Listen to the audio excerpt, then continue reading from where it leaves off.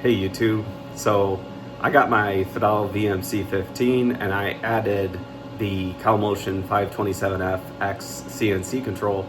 And I didn't see any videos on it, so I figured I'd show you around. So this is what it looks like when you boot it up, and there's a couple of things that I really liked. I wanted to make my own built-in probing macros, and having the machine coordinate system right there in front of you, as well as your E1, work coordinate system was pretty handy. As well as like the active codes right there in front of you.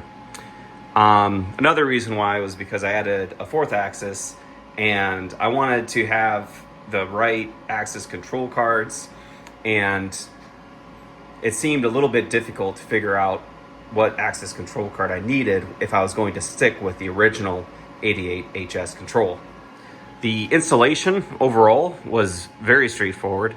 It took less than a day. They shipped me everything I needed, and I think for the price, it was certainly worth it. I've seen a lot of guys install Linux CNC on these machines or others, and every once in a while you see one either online or on like Facebook Marketplace where they install the control, but they never like finished getting the tool changer going, because I've done that before. I've installed Linux CNC before on a machine, actually two machines, and I know how difficult that is to get all the ladder logic just right, as well as all the physical buttons and switches. So I think for $3,000, you're getting something really, really useful. Now I did upgrade to rigid tabbing, cutter comp, and probing after the fact, but to be able to get the machine going right away was actually pretty great. Another benefit is transferring files over Ethernet instead of having to either use RS-232 or USB, using the Calmotion USB box for the Fadal. Overall, it was easy, it was worth it. It basically gave me a machine that functioned like the machines I use at work every day. I have lots of memory, can send programs instantly, and that's pretty valuable. And I did it because I thought, I want to be able to use some of those like AI toolpath generation, where they send you programs, where they generate programs with just, megabytes of data.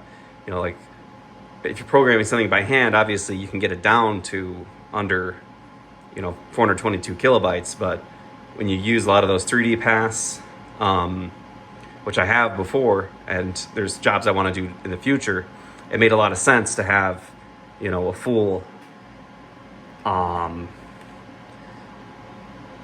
gigabytes of memory. I mean, you can see it right there. I just got the commands. I'm not using much right now. I thought it was pretty great too, the way macros worked the same as they did before. I didn't have to do anything crazy.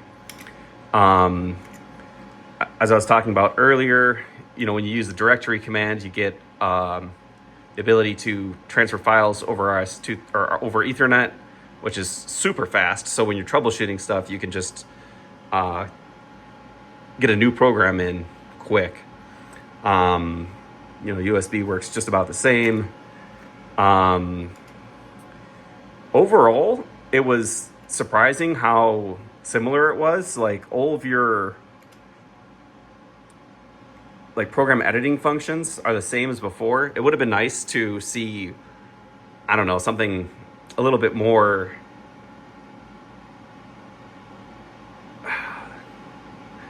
similar to other controls. I think like just being able to like copy and paste a section of code would be pretty cool, but like the way it is right now, you can copy, but it's a little bit clunky to use. You just can copy from your end numbers. But if you're thinking about it, I would say go for it, and you'll be glad you did. There's the speed of the control is something that is just a huge benefit. I like being able to Just turn the machine on and use it, not have to play around with like, you know, what thumb drive I'm using or anything like that.